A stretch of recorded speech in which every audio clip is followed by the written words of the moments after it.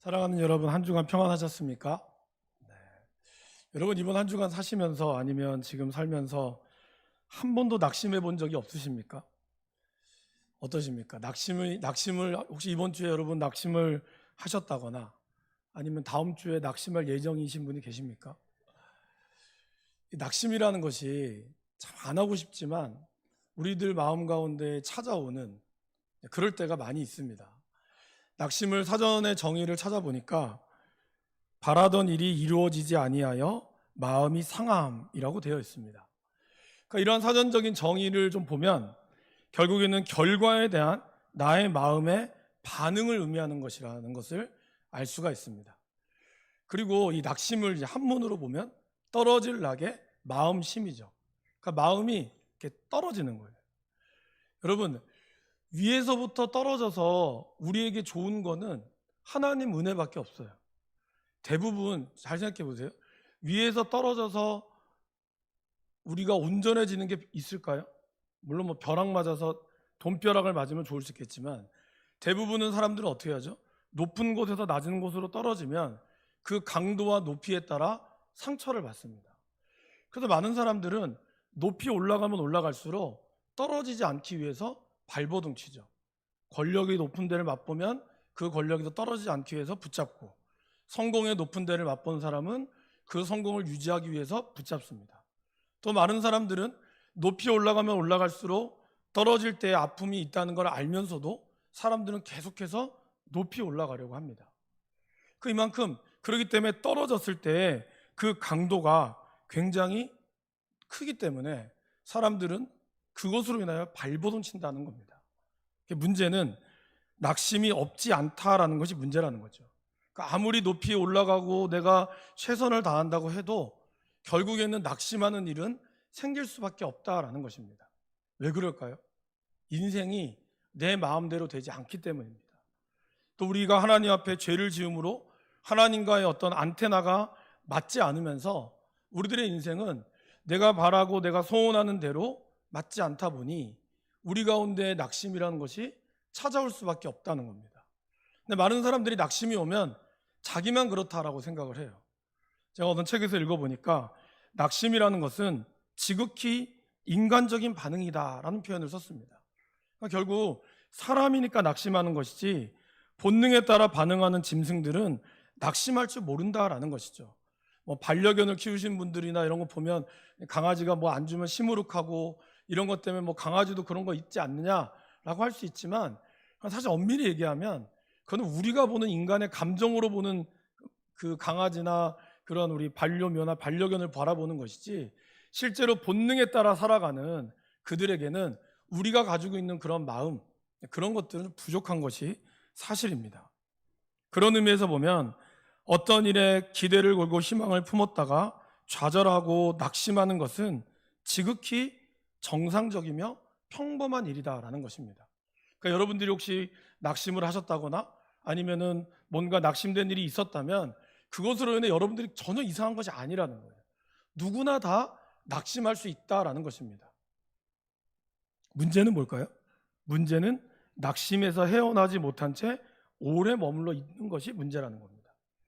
떨어졌으면 다시 일어나서 그 자리로 올라가야 되는데 사람들이 그 자리에 올라가지 못한다는 거죠. 그냥 그 자리에 주저앉아서 그냥 거기서 나는 끝났다 이렇게 생각하는 것이 문제다라는 것입니다. 예수님을 믿는다고 해서 낙심하지 않을까요? 여러분들이 예수님을 믿고 정말 주님이 주시는 귀한 은혜 속에서 살아가시면서 한 번도 낙심 없이 그렇게 늘 기쁘게만 살아가셨습니까? 신앙의 인물들을 가만히 보면, 특별히 히브리서에 보면 신앙의 많은 인물들이 나오잖아요. 그들이 얼마나 많은 어려움들을 겪었습니까? 톱에 켜는 것과 사자의 위협과 그런 여러 가지 아픔, 얼마 전에 말씀드렸던 이삭도 그 죽을 뻔한 그런 위기들, 그리고 열심히 팠던 우물들을 빼앗겼던 그런 일들이 있었습니다. 그때 뭐 이삭이 웃으면서 또 다른 데 가서 파면 되지, 여러분 그렇게 갔죠? 그렇게 갔습니까? 그렇게 가지 않았습니다.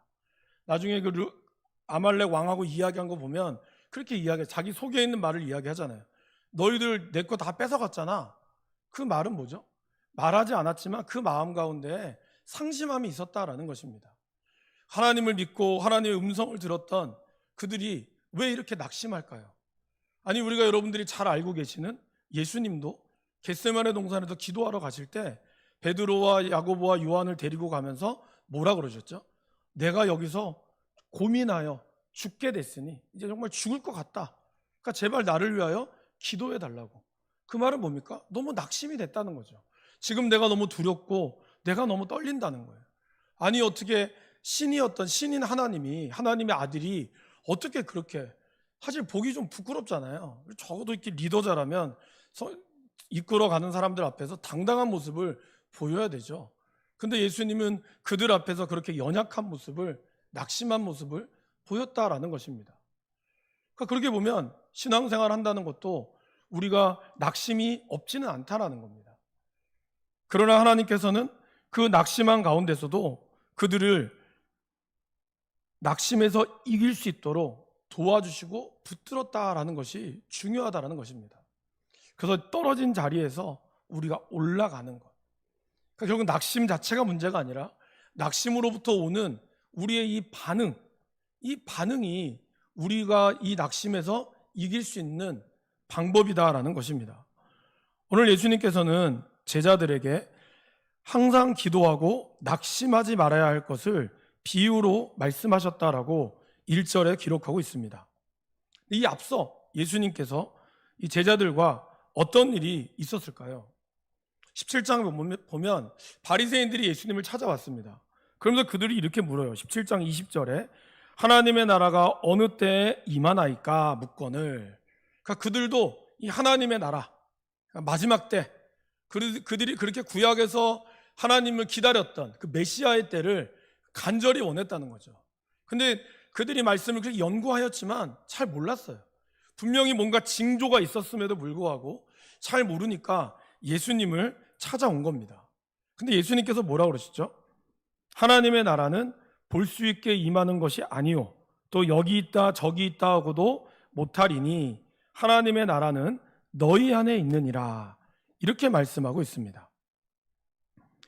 예수님께서는 하나님의 나라가 우리 안에, 그리고 그 다음에 이어서 보시면 예수님을 믿는 사람이 고난을 받으며 사람들에게 버림바 되어질 것을 말씀하고 있습니다. 그리고 제자들에게 우리 안에 생기는 이 마음, 결국 오늘 18장으로 넘어와서 그들에게, 바로 제자들에게 하신 말씀이죠. 제자들에게 하신 그 말씀, 마지막 때, 이 고난의 때에 우리 가운데 반드시 일어나는 그런 마음의 상태가 있는데 그 중에 하나가 바로 낙심이다라는 것을 말씀하고 있습니다. 그러니까 낙심이라는 것이 선택사항이 아니에요. 여러분들이 무엇을 많이 가지고 있다고 해서 낙심하지 않는 게 아니라 이 마지막 때가 되면 어떻게 보면 저와 여러분들이 인생의 마지막을 살아가는, 오늘 하루가 지나가면 또 마지막이 되는 우리에게 당연히 찾아오는 반응 중에 하나가 바로 낙심이다라는 것입니다. 근데 이 낙심이 위험한 이유는 이 낙심이라고 하는 이 헬라어 단어 안에는요, 악함이란 뜻이 있어요. 그래서 이것을 악함이 사로잡고 있다라는 것이 낙심의 어원이에요. 현대에서 이 질병 중에 하나, 오늘까지 우리가 겪는 수많은 정신신경적 질환 중에 하나가 바로 낙심을 꼽고 있다라고 합니다. 그리고 이제 이 낙심이 끼치는 영향이 의학 전문 용어가 아니라 쉬운 말로 설명하면 저와 여러분들이 늘 겪고 있는 바로 이 스트레스라고 합니다. 바로 이 낙심이 바로 우리가 흔히 겪는 스트레스가 바로 낙심이다라는 겁니다. 그래서 그것이 폭이 크면 상처 아주 크게 받는 것이고 작으면 작게 받는 것이죠. 어쨌든 스트레스라고 하는 건 내 기분이 다운되는 거잖아요. 그죠? 그것이 바로 낙심이다라는 것이죠. 그래서 낙심의 상황이 반복되어 그것이 과다하게 쌓이면 미처 해소하지 못한 채 방치하게 되고, 이것이 누적되면 체념하거나 좌절하거나 절망하는 상태에 이르게 됩니다. 그리고 그 정도가 심해지면 어떤 사람들은 충동적으로 극단적인 선택을 하기도 합니다. 여러분, 제가 저번에 한번 말씀드렸지만 아이도요, 뱃속에 있는 태아도 부모님이 부부싸움을 심하게 한다거나 산모가 스트레스를 받으면 아이가 본능적으로 안다 그러죠. 내가 여기서 태어나도 죽겠구나. 그러면 그 아이는 스스로 탯줄을 감아버린다고 합니다. 그러니까 인간으로서 그러한 어떤 태어날 때부터 사람들은 그걸 알고 있다는 거예요. 그것이 아무리 갓난 아이라 할지라도, 아무리 이 땅 가운데 태어나지 않는 아이라 할지라도, 그만큼 이 낙심이라는 것은 우리에게 매우 위험한 이유 중에 하나입니다. 요즘 정신적으로 많이 겪게 되는 공황장애, 다양한 강박장애, 각종 공포증, 조울증, 불면증 등도 낙심 때문에 겪게 되는 불안증이라고 할 수 있죠. 이것이 계속 되풀이되면 신앙까지도 흔들리게 됩니다. 그러게 낙심의 문제를 적절하게 다루지 못한 채 낭패를 보는 신앙인들이 의외로 많습니다. 의외로 영적으로 예민한 사람들, 그리고 열심히 오히려 교회 일이나 봉사에 열심히 있는 사람들이 더 쉽게 낙심한다라는 것입니다. 왜 그게 어려운지 아세요? 그런 분들은 체면상 적어도 교회 앞에서는 얼굴 밖으로는 드러내지 못해요. 내가 그래도 이렇게 열심히 하는데 괜히 이것 때문에 힘들다고 이야기하면 사람들의 말이 나올까 봐. 그래서 혼자 소갈이 하다가 결국에는 신앙이 병들어 실족하는 일이 드물지 않다라는 것입니다. 교회 안에 그런 사람이 너무 많죠. 그래서인지 성경은 이 낙심이란 주제에 대해서 굉장히 예민합니다. 하나님의 말씀이 이 대부분의 어떤 지치고 힘든 이들을 향한 말씀이 의외로 많거든요. 그래서 제가 얘기했잖아요. 두려움에 대한 단어가 두려워하지 하지 말라라고 하는 말씀이 366번이 나온다고. 매일매일 우리가 겪게 되는 두려움과 그 낙심하는 마음을 하나님은 너무나 잘 알고 있다라는 것입니다. 안타깝게도 저와 여러분들도 살아가면서 뭔가의 용기를 얻기보다는 자그마한 일에도 낙심하는 일이 많다. 그것이 바로 우리가 겪고 있는 어려움이다라는 것입니다. 좀 생각을 좀 달리 해보면 우리를 지으신 하나님께서 그럼 우리 중심에 일어나는 변화를 모르실까요? 사람들은 열심히 일하니까, 열심히 봉사하니까 믿음이 좋다라고 생각하지만 예수님은 아신다는 거예요. 저 사람의 그 마음의 중심의 변화를. 여러분들도 여러분들의 자녀들 아니면 여러분 남편이나 아내가 뭔가 평소와는 똑같은 것 같은데 주변 사람들은 모르지만 가족만이 알고 있는 미묘한 변화가 있죠. 하물며 저와 여러분을 창조하신 하나님께서 여러분의 이 중심의 변화를 왜 모르시겠습니까? 조금만 들여다봐도 성경은 곳곳에서 하나님이 낙심한 인간을 어떻게 회복시키는가에 초점을 맞추고 있음을 알 수 있습니다. 여러분, 혹시 여러분들 중에 지금 낙심하고 있거나 아니면 또 낙심할 예정인 분들, 낙심도 습관이거든요. 가만히 보면 낙심도 약간의 습관이 있어요. 또 스스로가 스스로를 이미 마음을 떨어뜨리는 거죠. 또 이렇게 해봤자 또 이렇게 될 텐데. 스스로가 규정 지어서 스스로가 낙심에 스스로 낙법을 키우는 거죠. 내가 이제 더 다치지 않으려면 내가 말을 이렇게 해서 내가 낙심하지 않아야겠다. 근데 그렇다고 도 낙심하지 않는 게 아니에요. 덜 다치는 것 뿐이지만 이미 속은 골병을 얻고 있죠. 그렇게 낙심인 예정인 분들, 그들에게 오늘 말씀에서 예수님께서는 낙심에 대한 분명한 처방전을 내리고 있습니다. 저와 여러분들이 오늘 이 말씀을 통하여 하나님이 우리가 이 땅을 살아가면서 얻게 되는 낙심, 이것을 잘 극복해낼 수 있기를 간절히 바랍니다. 낙심을 이기는 비결은 바로 내가 하는 모든 것이 내 것도 아니고 내 능력으로 일하는 것이 아니라 오직 은혜임을 아는 것입니다. 저를 한번 따라해 보실까요? 내 것은 없습니다. 주님이 주신 것입니다. 모든 것이 다 은혜입니다. 이 세 가지를 다시 한번 기억해 보실까요? 내 것은 없습니다. 주님이 주신 것입니다. 모든 것이 다 은혜입니다. 이 세 가지의 마음이 우리들이 가지고 있어야 한다는 것입니다. 저와 여러분들이 이러한 자기 인식과 자기 고백에서 낙심을 이길 힘을 얻습니다. 그리스도인으로서 자기 정체성을 분명하게 확인할 때 낙심하지 않을 수 있다는 말입니다. 여러분, 왜 낙심할까요? 아까도 말씀드렸지만 열심히 일하기 때문에 낙심하는 겁니다. 사실 열정이 있는 사람이 낙심이 있을 수밖에 없습니다. 열심히 일했는데 인정을 받지 못해요. 그러니까 낙심하는 것이죠. 내가 좋아서 했지만 그 좋은 것에 대해서 분명한 대가를 받지 못하는 거죠. 내가 분명히 100을 투자했는데 20밖에 돌아오지 않아요. 열심히 했는데 나를 알아주는 사람은 없어요. 마치 당연한 것처럼 사람들이 이야기합니다. 너 집에 집안일하는 거 당연한 거잖아. 회사 일하는 거 당연한 거잖아. 그런 식으로 이야기하니까 물론 그거를 바라고 한 건 아니었겠지만 그런 말들이 돌아올 때 바로 우리에겐 낙심이 찾아온다라는 것입니다. 그리고 자기 힘과 능력으로 하나님의 일을 하는 사람도 수시로 낙심합니다. 하나님을 위해서 일한다고 하지만 그러나 결국에는 내가 아니면 누가 이걸 하겠느냐. 그런데 이러한 것을 알아주지도 않기 때문에 낙심하는 것이죠. 그리고 끊임없이 자기 나름대로 계산하고 비교하는 사람은 만약에 자기의 계산이 조금만 틀리잖아요. 그럼 낙심하는 거죠. 좌절하고 절망한다라는 것입니다. 그렇게 되면 어떻게 될까요? 바로 감사가 사라지게 됩니다. 부스러기의 은혜, 지푸라기의 은혜를 잃어버린 것입니다. 저희 집에 며칠 전에 전화기를 놨습니다, 여러분. 저는 아직 핸드폰을 줄 마음이 없기 때문에. 근데 이제 아내랑 같이 신방을 갈 일이 많다 보니 아이들이 이제 어떻게 지내는지 좀 궁금하기도 하고 아이들도 부모님한테 연락하고 싶은데 연락할 길이 없는 거예요. 그래서 뭐 CCTV도 뭐 설치해 놓고 했는데 그건 이제 그것보다 아이들이 뭔가 필요하겠다 해서 전화기를 이렇게 설치를 했습니다. 근데 이제 전화기를 설치해도 아이들이 뭐 어쨌든 어머니 아버지 스마트폰을 한 번씩 봤잖아요. 그러니까 이걸 보니 그냥 이 전화기가 얼마나 유치하겠어요. 그런데 참 놀랍게도 이 아이들이 전화기를 설치하는 순간 너무 놀래하는 거예요. 그러면서 특별히 유선 전화기를 보니까 애들이 너무 놀래는 거예요. 왜냐면 맨날 무선 핸드폰만 보다가 유선으로 보니까 애들이 너무 신기해하는 거예요.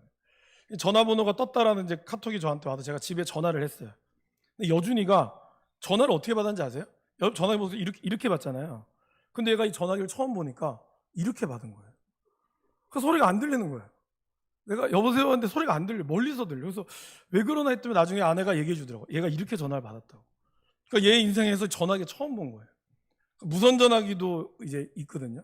그러니까 아이들이 너무 신기해하는 거예요. 그래서 학교 개학하면 이 무선 전화기를 들고 가겠대요, 자기가. 전화 되는 줄 알고.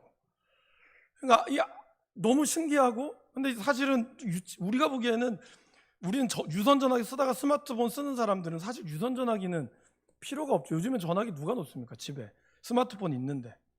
근데 아이들은 그게 너무 신기하고 그게 너무 기쁜 거예요. 그래서 하루 종일 전화를 붙잡고 있습니다. 그래서 제가 교회에 있으면 전화해서 쓸데없이 전화해가지고 뭐 해요? 그걸 끊고 그냥 돈 들어간다. 그래서 또 전화하는 거예요.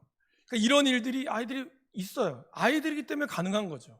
아이들이기 때문에 우리가 보기에는 유치하지만 그 유치한 것도 이 아이들에게는 기쁨이 되고 감사가 된다라는 것입니다. 여러분 어떻습니까? 우리가 이 작은 것 하나에 감사가 사라지는 순간 바로 우리에게 낙심이 생긴다라는 것이에요. 이 낙심은 우리 안에 작은 것에 대한 감사가 사라지고 그리고 그 감사가 내가 하는 일이나 내가 회사나 조직이 내 것이라고 여겨지는 순간 은혜가 사라지면 낙심이 찾아오게 된다라는 것입니다. 그러나 내 것을 가진 적이 없고 다른 사람에게 빌린 것 없어 오직 은혜로만 일하는 사람은 낙심할 것이 없다라는 것입니다. 그러기에 우리는 이 감사의 근육, 은혜의 근육을 키워야 한다라는 것입니다. 여러분 지금 밑에서 떨어질 때 그래도 뭔가 다리가 튼튼하신 분들은 좀 높이 떨어져도 낙법이나 이거 배우신 분들은 안 다치죠. 아니면 덜 다치죠. 마찬가지로 우리가 낙심이라고 하는 곳에서 마음이 떨어지기 전에 이것을 낙법을 잘 익혀야 되죠. 그 낙법이 뭘까요? 바로 감사와 은혜를 아는 것입니다. 하나님께 주시는 이 감사하는 마음을 알고 하나님이 주시는 그 은혜를 알 때 그 근육이 키워지게 되는 거예요.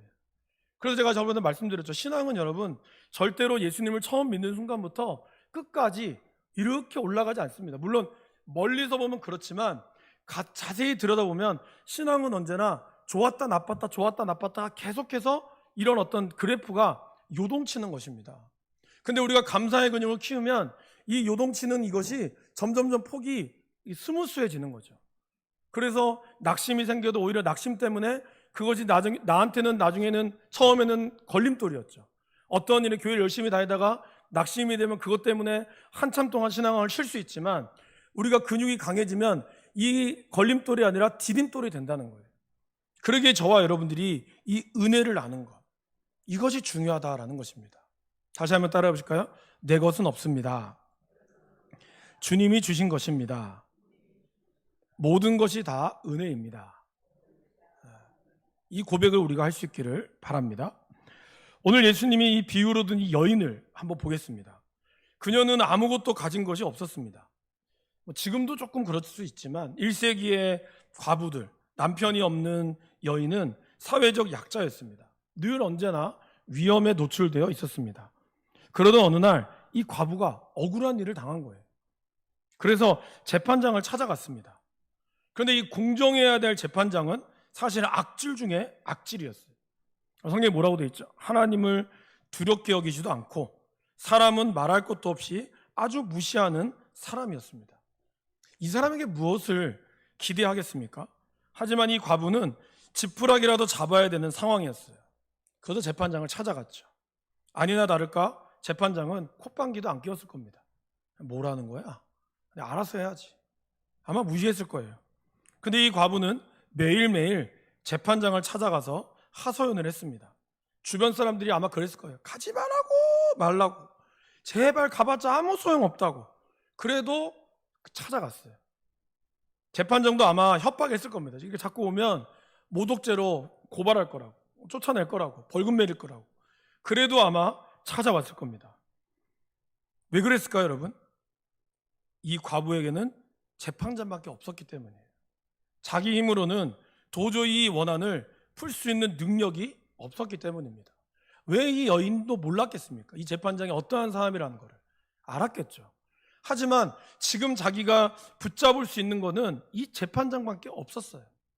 온갖 수모와 모욕을 당했을 것입니다. 우리가 지난주에 봤던 그 수로보니게 여인처럼 아마 더한 모욕을 당했을 것입니다. 하지만 아랑곳하지 않았어요. 지금 내 목숨이 달린 일인데 이러한 수모와 모욕이 뭐가 중요하겠습니까? 여러분, 은혜가 이런 것입니다. 자기가 살린 사람은 재판장밖에 없고 나는 이 재판장 없이는 죽을 수밖에 없다. 나 죽는다. 이러한 간절함, 지푸라기라도 부스러기라도 잡을 수 있다면 그것만으로도 감사하는 그 마음에 놀라운 일이 벌어진 거예요. 재판장이 과부의 소원을 들어주기로 한 것입니다. 예수님께서는 이 불의한 재판장이 말한 것을 귀 기울여 보라고 그렇게 이야기하죠. 6절 말씀을 보십시오. 주께서 이르시되 불의한 재판장이 말한 것을 들으라. 기억하라는 뜻이거든요. 기억하라는 거예요. 재판장이 이렇게 이야기하죠. 이 과부가 진짜 나를 귀찮게 하네. 이 원한을 풀어주지 않으면 매일 와서 나를 귀찮게 할 텐데 그러면 사람들이 분명히 수군될 거야. 그러면 또 내 명성에 금이 가겠지? 원래 여기 보시면 나를 괴롭게 하리라 이 뜻이 뭐냐면 눈통이가 밤통이가 됐다는 뜻이에요. 그러니까 이 여인이 와서 한쪽만 판 거죠. 그러니까 눈이 아주 시커멓게 되는 그런 걸 뜻합니다. 자기 명성에 금이 가고 자기의 눈이 피곤해지는 그런 것을 의미합니다. 그래서 더 피곤해지기 전에 내가 그녀의 원한을 풀어주고 끝내버려야겠다. 그는 그렇게 마음을 먹은 겁니다. 오늘 예수님은 이 재판장의 비유를 통해서 말씀하시죠. 야, 이렇게 사회적으로 아주 악질 중에 악질 중인 불의한 재판장도 이 과부가 하도 귀찮게 하니까 들어주는데 하물며 하나님께서 택하신 자들의 원한을 풀어주시지 아니하겠느냐, 그들에 대해서 내가 오래 참겠느냐, 그렇지 않다는 거예요. 근데 오늘 예수님은 이렇게 이야기하시죠. 하나님께서 택하신 자들이라고 표현합니다. 하나님께서 택하신 자들이라는 것은 뭘까요? 바로 예수님을 믿는 자들, 그냥 교회를 다니는 게 아니라 온전히 예수님을 나의 구주, 나의 하나님으로 나의 정체성을 그렇게 세울 수 있는 그 사람에게 하나님은 절대로 버리지 않고 그 기도를 들어 응답하신다라고 약속하고 있다라는 것입니다. 로마서 8장의 사도 바울의 고백처럼 그 어느 누구도 하나님과 우리와의 사랑 가운데서 끊을 수 있을 것은 없다라는 것입니다. 살면서 우리가 억울할 때가 있고 그 억울함을 풀지 못해서 낙심될 때가 있습니다. 분명히 하나님께서는 우리가 당한 원한을 풀어주십니다. 그 믿음을 가지고 우리는 기도를 포기하지 말아야 합니다. 끈기 있게 기도해야 한다라는 것입니다. 오늘 예수님께서 이렇게 말씀하시죠. 8절에 내가 너희의 원한을 풀어줄 것인데 그러나 인자가 올 때 세상에서 믿음을 보겠느냐? 여러분, 이게 무슨 뜻일까요? 왜 믿음을 보겠느냐라는 말씀을 하셨을까요? 이렇게 물으시는, 이렇게 반문하시는 이유는 바로 하나님 앞에 기도하고 믿을 때 우리에게 긴 안목을 가지고 보라는 거예요. 여러분, 저와 여러분들은 이제 이 다음 시간, 그리고 가깝게는 어떤 일이 일어날지 우리는 아무도 알 수가 없습니다. 다음 주, 다음 달, 다음 해, 이거는 저와 여러분들에게 미지의 세계입니다. 여러분 아십니까? 여러분들의 계획이 있다고 하지만 그 계획대로 될지 안 될지 여러분 장담하실 수 있어요? 오늘 우리의 상황이 내가 이렇게 건강하지만 당장에 허리가 부러질 일이 생길지 우리가 어떻게 알까요? 알 수가 없습니다. 어떻게 보면 우리의 당장 앞으로의 5분의 시간 이후에도 미지의 세계다라는 것입니다. 당장에 우리는 해결해야 될 것 같지만 시간의 창조주이시며 우리의 모든 시간의 전체를 보시는 하나님께서는 무엇이 궁극적으로 우리에게 이로울지, 우리에게 선할지를 아신다라는 것입니다. 그러기에 우리는 모든 것을 맡겨야 합니다. 맡긴다라는 것은 기다림을 전제로 하고 있어요. 당장에 억울한 일이 해결되지 않아서 낙심이 될지라도 저와 여러분들이 쉬지 않고 기도해야 될 이유가 바로 여기 있다라는 것입니다. 미국의 육사 교과서에 기록된 이 유일한 한국인이 있다라고 합니다. 그 사람이 바로 임종덕 씨라는 분이신데요. 그분은 월남전 당시 2번이나 포로가 되었지만 불굴의 의지와 믿음으로 맞서다가 극적으로 탈출했다라고 합니다. 그래서 귀국 후에 백악관에서 이 대통령이 직접 달아주는 은성 무궁훈장, 이거를 받고 대위에서 소령으로 특진이 된 거죠. 그런데 대통령이 물었답니다. 어떻게 이렇게 절체절명의 고난 가운데서도 낙심하지 않고 이겨낼 수 있었던 힘이 무엇입니까? 그때 임종덕 이 소령이죠. 소령이 그렇게 대답했다고 합니다. 하나님이 언제나 저와 함께 주셨습니다. 그는 이 사방팔방에 월맹군밖에 없는 적진 한가운데서도 하나님이 나와 함께 하신다는 믿음으로 모든 것을 이겨나갔다라는 것입니다. 사랑하는 여러분, 자기 자신에 대한 소망과 기대 대신에 하나님을 향한 기대와 소망을 품고 그리고 나아갈 수 있기를 간절히 바랍니다. 그리고 결코 포기하지 않기를 바랍니다. 제가 부임하고 나서 얼마 되지 않아 포기는 뭐라 그랬죠? 배추 살 때나 쓰는 거라고. 그죠? 포기는 우리가 그냥 뭐 포기하는 말이 아니라 그거는 배추나 셀 때 쓰는 거예요. 한 포기, 두 포기. 우리에게 포기라는 것은 없는 것이죠. 미래가 불안하고 어두워서 낙심하는 게 아니라 낙심하기 때문에 미래가 어두워지는 것입니다. 제가 얘기했죠. 실패함으로 인해 나오는 마음의 상태, 결국 우리가 어떠한 마음을 선택하느냐에 따라 이것이 낙심이 될 수도 있고 저와 여러분들이 다시 일어날 수 있는 힘이 될 수 있다라는 것입니다. 그러니까 이제 우리에게 그만 내 연민, 나는 왜 이렇게 어렵냐, 자기 주장, 자기 고집에서 벗어나시기를 바랍니다. 습관적으로 낙심하는 일들, 그런 것은 누가 하는 거죠? 어린아이가 하는 겁니다. 아이들 가만히 보세요. 한참 좋았다가도 금방 삐져요. 그게 어린아이입니다. 근데 어른들도 어린아이와 같은 사람이 있어요. 금방 자기 뜻대로 안 되면 삐지고 상하고 마음 돌아서고. 제가 나이 들면은 하지 말아야 새거 말씀드렸죠. 낄빠빠 잘하라고. 그죠? 아무리 사람들이 무시해도 빠지지 말고 삐지지 말고 빼지 말고 항상 이걸 잘해야 된다. 여러분, 우리 가운데 이 신앙이 어려움이 있어도 그리고 낙심할 수 없는 진정한 어른이 우리가 되어야 한다라는 것입니다. 택함받는 인생들의 기도에 응답하시는 하나님을 믿으시기를 바랍니다. 우리의 기도만이, 그리고 하나님의 은혜만을 고백할 수 있는 것만이 낙심을 극복할 수 있는 하나님의 처방입니다. 이것을 잘 기억하시고 나아갈 수 있기를 바랍니다. 함께 기도하겠습니다.